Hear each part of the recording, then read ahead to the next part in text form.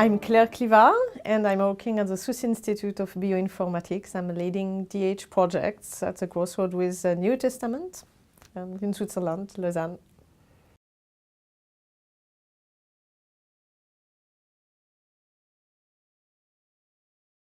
Already your affiliation is fascinating enough that I have to ask you a little more. So what is the connection between digital humanities, bioinformatics and biblical studies?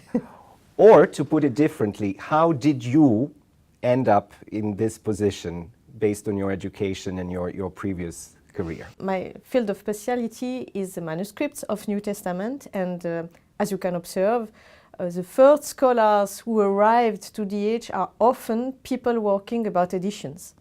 And the first DH meeting where I went at the end of 2010, I've met a lot of people working about editions in humanities from different fields and periods. And so I understood why I was also arriving there, because with the manuscripts, of course, we have seen very early all the changes arriving with DH in humanities. And since that moment, I was very eager to get development funds, to train the students and the PhD students as well, because I felt that my field, New Testament, was really in need to new development, because you know that the times are not really fruitful for antiquity, ancient cultures, ancient Greek and all the stuff. So I thought it was really important to go in the directions of expansions and novelties.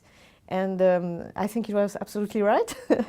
And then bioinformatics, it was thanks of the good advice of the Vice Rector of Research of the University of Lausanne, the former one, Philippe Moreillon, who told me already in 2010 about bioinformatics. So it's a meeting between biology and computing. And we will celebrate in June the 20 years about this institute.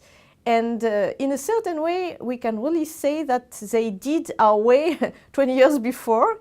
And because the meeting between, the encounter between biology and computing is as challenging as it is between humanities and computing. And a lot of issues, questions, tensions also maybe, they are meeting not so different from ours in terms of how do we manage together two different fields, who trains the new students in which sense, and of course all the computing questions. I mean, for example, they have annotation tools that I would like to see more known in our world, very efficient.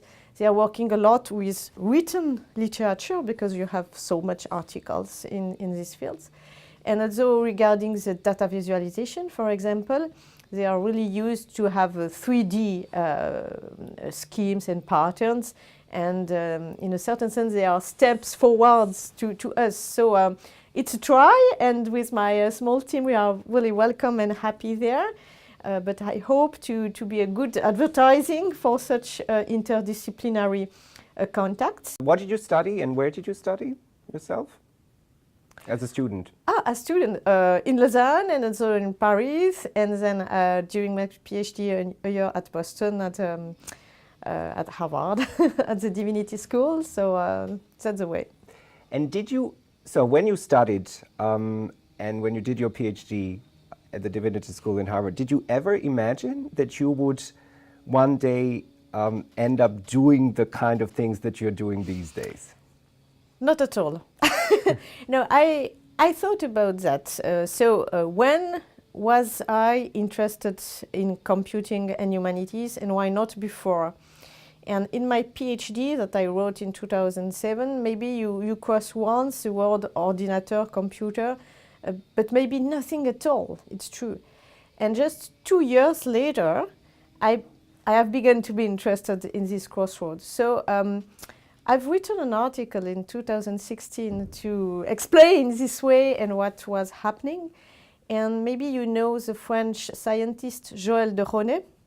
He explained to the Vice Rector of Research of Lausanne that around 2010, according to statistics and observations, we can notice an awareness, a global awareness of the impact of computing on everything.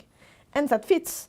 A lot of things have begun to change around this year, and now there is a general consciousness that it impacts a lot our lives. But if I look back to my PhD in New Testament and manuscripts and textual criticism, one of the most important elements of the argumentation, I found it thanks to Thesaurus Linguae Graecae online. I found it because I spent hours and hours trying different words together, different times, different authors, looking for information. And so I can really say that computing serendipity was one of the most important elements in my PhD. So at a certain point, computing was already there. And how did you become involved with DARIAH itself? So my meeting with DARIAH was for the first time in July 2013, thanks to a short project we started with the Swiss Academy of Humanities and Social Sciences, the University of Lausanne, the University of Bern and the University of Basel all together, to try to start a DH, or first step of DH center in Switzerland. And so one of my main tasks was in this framework to have relationship with DARIAH and to prospect. Of course, links and discussion were already happened before, but it was the first moment where money and working time have been invested officially to develop this link. So for me, it was an absolutely amazing moment. In July in Berlin, we were at the Jewish Museum. Maybe you remember as well this meeting. And for me, it was something so rich, so enthusiastic to see all these European colleagues and to discover this DH world in a more strong way. So it was absolutely clear for me from that moment that I was ready to spend a lot of energy and enthusiasm to develop this link between Switzerland and DARIAH. What is the current educational landscape in Switzerland, or what is your view on the educational landscape in Switzerland as far as digital humanities are concerned? So the educational landscape in Switzerland is in a total transformation, I would say, because we can really take the question from a general point of view, because a lot of different social actors are now more and more conscious about the importance or the urgency as well to train people for everything about digital. Maybe you have heard that a few months ago we have started an organization called Digital Switzerland, and it's something really new because it gathers all the different actors in society, universities of course, research, but not only, startup, enterprises, assurances, Red Cross, everything you want. There is since 1 year or more in Switzerland a conscious that we have to train everybody about digital culture. So the challenge is how and in which ways, but some points are already now clear for a lot of people. For example, we see often politicians preoccupied that we develop critical sense, not only concrete tools, but also critical sense because they are afraid about the fake news and everything circulating online.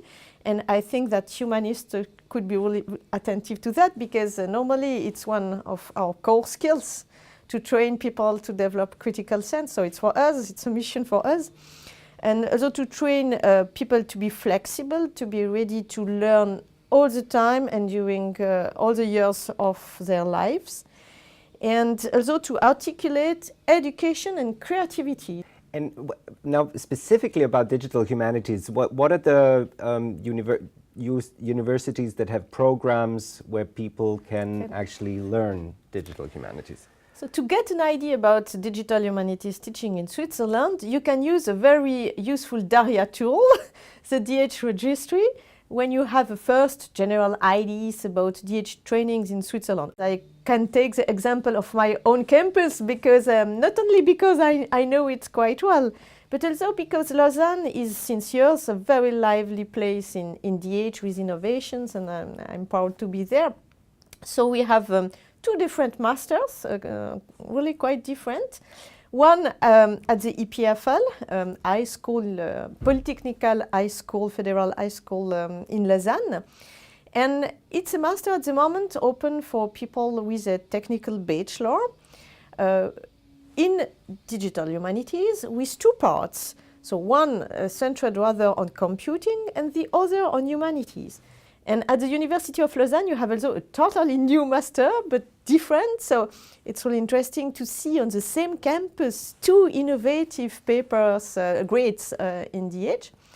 And so this master is interdisciplinary, gathering three faculties together, social sciences and political sciences, art and humanities, of course, and theology and religious studies, all the three together.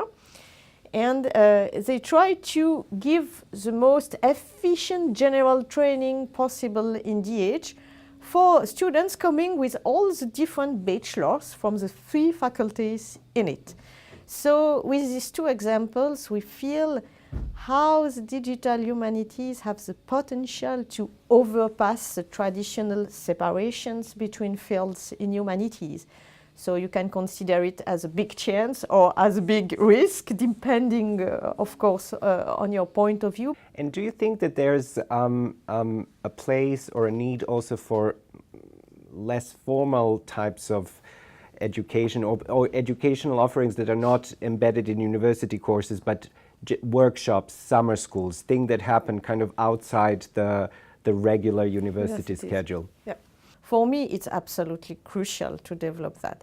And just before, I was referring to the general concern in the Swiss society about digital training at all levels. And one word that comes again and again is continuous training. And that concerns absolutely everybody. And for example, this week we had a not happy number announced. For example, in Geneva, we have about 17% of the young people until 25 years without training. And it's absolutely unusual in Switzerland. It's a new situation, but it means how much it's urgent to develop such things. So the Swiss Parliament also discussed about the continuous training, and let's hope that digital humanities will have a strong participation in it. What do you think is the role that an actual research infrastructure such as DARIAH could play in helping scholars and future scholars develop their skills? So for me, I'm absolutely happy about everything I discovered in DARIAH. And then we have to make, with colleagues in Switzerland, a special efforts to make DARIAH known. And it's not an easy task to convince Swiss scholars that they need European projects and European infrastructures for a very simple reason. We have, as you know, enough means in research and a tradition of very good training. But in digital humanities, and I will be absolutely clear on that, we need crucially links with the European research because of reason of excellence. We have still to develop a lot of things, and I will also do a link between training and research, because in DARIAH, the VCC2 in which I am involved, it's called training and education, and for me it's important to have both together with research. It's the question of the open depository. Maybe you have heard that the Swiss National Foundation has decided since 1st October that all projects at the end should be deposited, should be stored on open depositories. And it's something absolutely new, depending on the fields, really a big challenge. But we have now, when we apply to a project, we have to furnish a full data management plan in all the fields for all the Swiss scholars and Swiss researchers. So regarding humanities, it's quite simple. We don't have such an open depository efficient. And so the SNF advises some of them, but for example, Zenodo at the CERN, it is very good, but if you look in details, the data stored in Zenodo at the end belongs to the CERN, so it's maybe not totally ideal from this point of view. So for me, I advise that we look at what Humanum is doing with Nakala and with AL, of course. And when I apply for myself for a research project, I advise at the end to put all the material there. And we absolutely need to develop our contacts with other European countries regarding this specific question of open depositories. I think that's very interesting what you're saying because you know, you said yourself, Switzerland is actually a rich country. So you have the means. It's not like you need to necessarily apply for European funds to do your projects, but you're stressing that the success and the excellence is not only a matter of money, but also a matter of experience and knowledge and exchange, and this is something that can be best achieved in an international setting. And I think that's a very powerful message about the importance of research infrastructures such as DARIAH. And I can still add an important argument to encourage Swiss research in humanities to go in the European direction is the general big switch in digital humanities from a model based on the individual scholar working on a project to a team working on a project. So in DH, but not only, it begins to be every day more clear that we are switching from an individual model of research to a team research model. And so we are a small country with specialized good fields in humanities, but often quite small as well. If I consider, for example, New Testament, it's clear. So it becomes absolutely life questions, I mean, evident to work in interactions with diverse colleagues. And if you have a project on a virtual research environment, it's evident that on the way you will be invited to collaborate with other teams elsewhere. And so the individual research in humanities is ended, clearly. So we are going to work in team, and it means, of course, for the little Switzerland, in teams with European colleagues. And finally, is there anything that you think DARIAH specifically should do, or should do differently, or should do better, or simply continue doing what it's already doing, to help scholars develop new skills? I have two different suggestions regarding what DARIAH could still develop or do more to encourage scholars to go to DH. A pragmatic one, the first of all, we organized in December a workshop at the University of Zurich, and I really realized at the opportunity how much it is important to go somewhere. Of course, when we have an annual meeting in Paris, it's amazing. We are happy to see each other. I try to encourage Swiss colleagues to come. It works more or less, I will say. But it's also absolutely crucial to go in a place, to have the people there, to allow them to catch a part of the day, to ask questions, just to see the faces of these DARIAH people, and to show with some colleagues involved in one institution how it could go or how it is important to have these links. And the second one is also basic observation. I mean, we have to take seriously in mind that the general humanist students and colleagues are still often away from digital humanities. I mean, since the moment we are involved in DH, we have the tendency to imagine that it becomes evident for everybody, but it's not the case. And so DARIAH could maybe still develop more tools, on more trainings, on more approaches, also for colleagues from the old professor to the students, without any idea or even basic knowledge of DH. It could be an idea for DARIAH to really keep in mind the basic humanist scholar without any DH knowledge. I hope that DARIAH will listen to you, Claire. Thank you very much for taking your time to speak with us and for these great answers. Thank you to you, Toma, for the interview.